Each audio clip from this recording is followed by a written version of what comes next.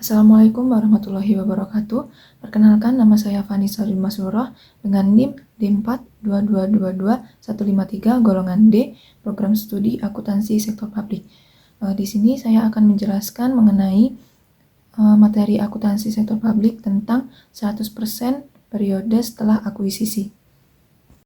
Baik, di sini ada neraca saldo PT Nusantara dan PT Andalas per 31 Januari 2016. Diketahui selama tahun berjalan, PT Andalas membagikan dividen sebesar 100 juta rupiah dan melaporkan laba bersih sebesar 250 juta rupiah. PT Nusantara sebagai entitas pemilik PT Andalas mencatat transaksi sebagai berikut. Yang pertama yaitu mencatat penerimaan dividen dari PT Andalas. Jurnalnya yaitu kas pada investasi pada PT Andalas sebesar 100 juta rupiah. Ini didapat dari PT Andalas membagikan dividen sebesar 100 juta rupiah. Dan untuk 100% ini karena kepemilikan penuh. Untuk yang kedua yaitu mencatat pengakuan penghasilan dari PT Andalas. Jurnalnya yaitu investasi pada PT Andalas pada bagian laba atas PT Andalas sebesar 250 juta rupiah. Ini dapat dari melaporkan laba bersih sebesar 250 juta rupiah di atas. Yang ketiga yaitu menyesuaikan diferensial terkait bangunan dan peralatan. Jurnalnya yaitu investasi pada PT Andalas pada bagian laba atas PT Andalas sebesar 5 juta rupiah. Ini dikarenakan diferensial 60 juta dialokasikan ke sisa manfaat aset yakni 12 tahun. Maka setiap tahun diferensial akan diamortisasi sebesar 5 juta ini karena 60 juta dibagi 12 tahun. Yang keempat yaitu mencatat penurunan nilai goodwill. Jurnalnya yaitu investasi pada PT Andalas pada bagian laba atas PT Andalas sebesar 25 juta rupiah. Ini diketahui bahwa hasil evaluasi menunjukkan nilai wajar pada PT Andalas adalah lebih rendah 25 juta dari hasil tercatat saat ini dikarenakan realisasi penghasilan yang diberikan ternyata lebih rendah dibandingkan dengan ekspektasi penghasilan ketika melakukan investasi.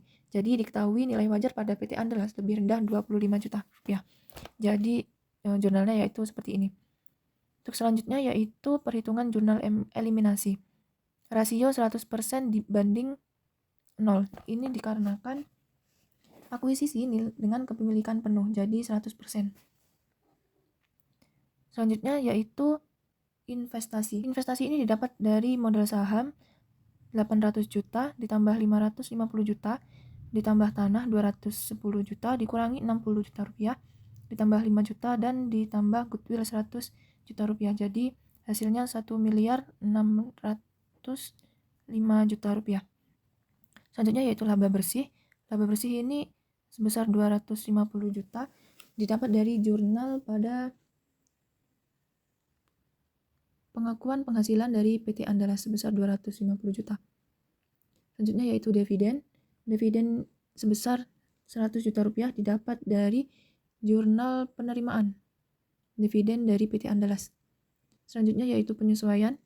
Penyesuaian ini sebesar 20 juta rupiah didapat dari nilai goodwill dikurangi dengan akumulasi penyusutan sebesar 5 juta rupiah. Jadi hasilnya 20 juta rupiah. Untuk selanjutnya, jadi total perhitungan yaitu investasi sebesar 1 miliar 735 juta rupiah. Selanjutnya yaitu mengeliminasi pengakuan penghasilan dari PT Andalas. Jurnalnya yaitu bagian laba atas PT Andalas pada dividen diumumkan investasi pada PT Andalas. Bagian laba PT Andalas ini 230 juta rupiah didapat dari neraca saldo pada penghasilan dari anak usaha. Ini dari di neraca saldo. Dan dividen diumumkan ini dari ini. Sehingga pada investasi pada PT Andalas ini didapat dari 230 juta dikurangi 100 juta. Jadi 130 juta. Untuk yang selanjutnya yaitu mengeliminasi saldo awal investasi.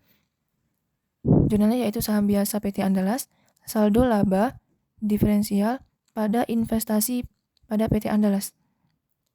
saham biasa sebesar 800 juta rupiah. Ini didapat dari modal saham sebesar 800 juta, saldo laba sebesar 550 juta ini dapat dari sini, dari perhitungan jurnal eliminasi, dan diferensial sebesar 255 juta.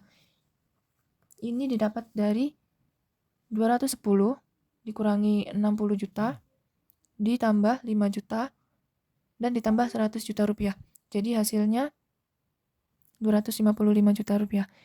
Jadi investasi pada PT Andalas sejumlah 1.605 juta rupiah. Selanjutnya yaitu mengeliminasi pengalokasian diferensial. Jurnalnya yaitu tanah, goodwill, akumulasi penyusutan bangunan dan peralatan pada bangunan dan peralatan, dan diferensial.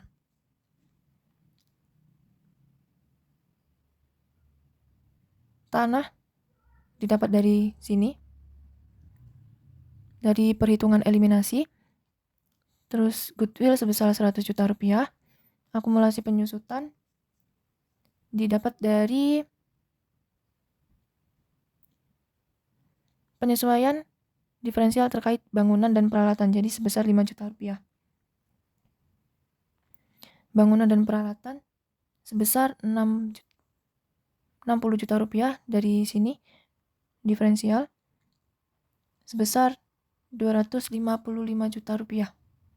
Didapat dari jurnal pengeliminasian saldo awal investasi yang tadi kita sudah masukkan.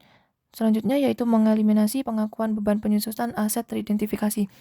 Jurnalnya yaitu akumulasi penyusutan bangunan dan peralatan pada beban penyusutan. Ini didapat dari ini, jurnal yang sudah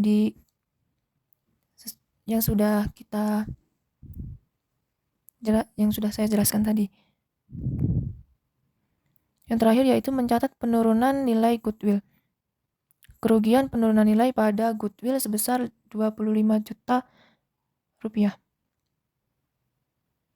Selanjutnya yaitu kertas kerja konsolidasian, di mana jurnal yang sudah kita susun tadi dimasukkan ke jurnal eliminasi. Seperti contoh pada penghasilan anak usaha ini dimasukkan ke jurnal eliminasi bagian debit. Ini didapat dari sini. Jadi semua jurnal-jurnal yang sudah kita kerjakan tadi dimasukkan pada jurnal eliminasi. Kemudian dijumlahkan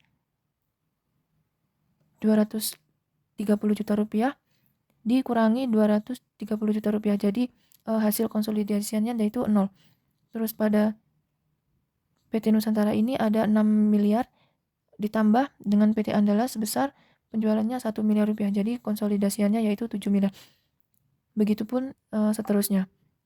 Kemudian setelah kita masukkan dan kita jumlahkan, maka kita membuat laporan posisi keuangan konsolidasian per 31 Desember 2016 periode setelah kombinasi bisnis. Nah, dari jurnal konsolidasian ini kita masukkan ke laporan posisi keuangan sini. Jadi antara total aset dan total liabilitas dan ekuitas harus balance. Di sini yaitu sebesar 9 miliar 30 juta rupiah. Sekian video tutorial dari saya. Kurang lebihnya mohon maaf. Wassalamualaikum warahmatullahi wabarakatuh.